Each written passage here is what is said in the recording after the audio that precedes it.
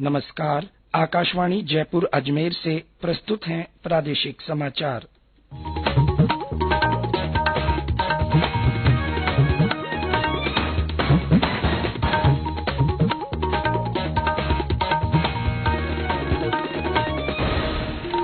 समाचारों के साथ मैं जितेंद्र सिंह पूनिया।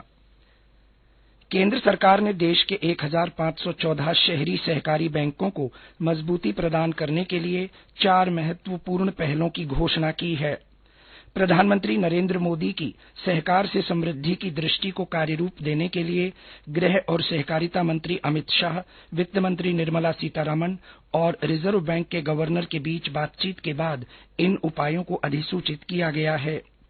इन उपायों में शहरी सहकारी बैंकों को नई शाखाएं खोलने की अनुमति देना, वाणिज्यिक बैंकों की ही तरह इन बैंकों का एकमुश्त निपटान करना, प्राथमिकता वाले क्षेत्र में ऋण लक्ष्यों को पूरा करने के लिए 2 वर्ष का अतिरिक्त समय देना और रिजर्व बैंक में एक नोडल अधिकारी नामित करना शामिल है। प्रधानमंत्री नरेंद्र मोदी ने राष्ट्र निर्माण में मध्य वर्ग की भूमिका की सराहना की है। आज एक ट्वीट में उन्होंने कहा कि मध्य वर्ग विकास और नवाचार का वाहक है और उनका श्रम नए भारत की भावना को दर्शाता है। श्री मोदी ने कहा कि सरकार मध्य वर्ग के लिए जीवन यापन को अधिक सुगम बनाने के प्रयास निरंतर करती रही है। उन्होंने कहा कि पिछले 9 वर्षों में सरकार ने इस संबंध में कई नीतिगत पहलें की हैं। इनमें ऋण दर को कम करना, आयकर में राहत, महंगाई को नियंत्रित रखना तथा वस्तु और सेवा कर को प्रभावी तरीके से कार्यान्वित करना शामिल है। इन पहलों के कारण मध्य वर्ग की आय और बचत दोनों बढ़ी है।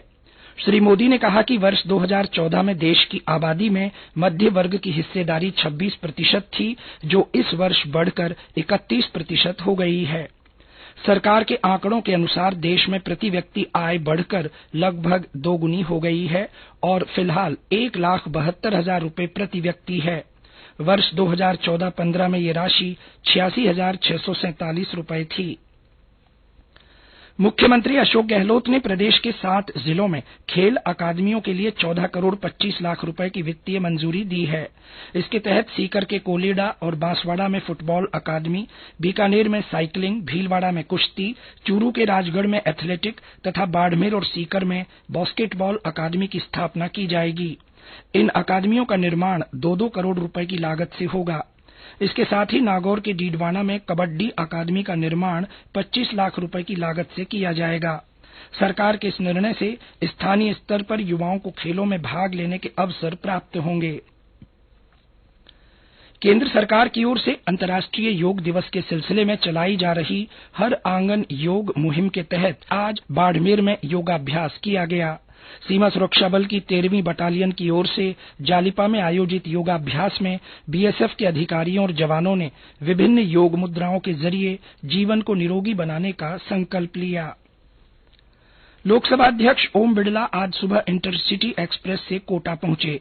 श्री बिड़ला ने आज कोटा में कैंप कार्यालय पर आम लोगों से मुलाकात की।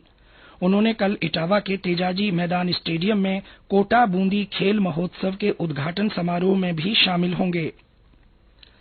प्रदेश में मौसम में उतार चढ़ाव जारी है। मौसम विभाग के अनुसार पिछले 24 घंटों में राज्य के पूर्वी इलाकों में हल्की से मध्यम बारिश दर्ज की गई। वहीं पश्चिमी राजस्थान में मौसम शुष्क रहा। पूर्वी राजस्थान में सबसे ज्यादा 43.4 डिग्री सेल्सियस तापमान कोटा में और पश्चिमी राजस्थान में 43 डिग्री तापमान श्रीगंगानगर में दर्ज किया गया। वहीं राजधानी जयपुर में 40 डिग्री सेल्सियस तापमान रिकॉर्ड हुआ। विभाग के अनुसार आज भरतपुर और बीकानेर संभाग के जिलों में कहीं कहीं हल्की से मध्यम बारिश होने की संभावना है।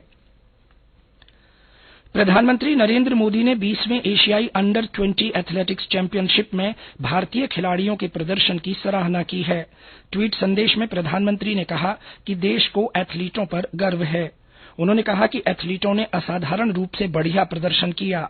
भारत 6 स्वर्ण सहित 19 पदकों के साथ तीसरे स्थान पर रहा। इस चैंपियनशिप में 45 एथलीटों ने भाग लिया था। प्रधानमंत्री ने खिलाड़ियों को भविष्य के लिए शुभकामनाएं दी। भारत ने 6 स्वर्ण, 7 रजत और 6 कांस्य पदक के साथ तीसरा स्थान हासिल किया। जापान 14 स्वर्ण, 4 रजत और 5 कांस्य सहित पहले और चीन 11 स्वर्ण, 5 रजत और 3 कांस्य सहित दूसरे स्थान पर रहा। इसके साथ ही प्रादेशिक समाचार बुलेटिन समाप्त हुआ। नमस्कार।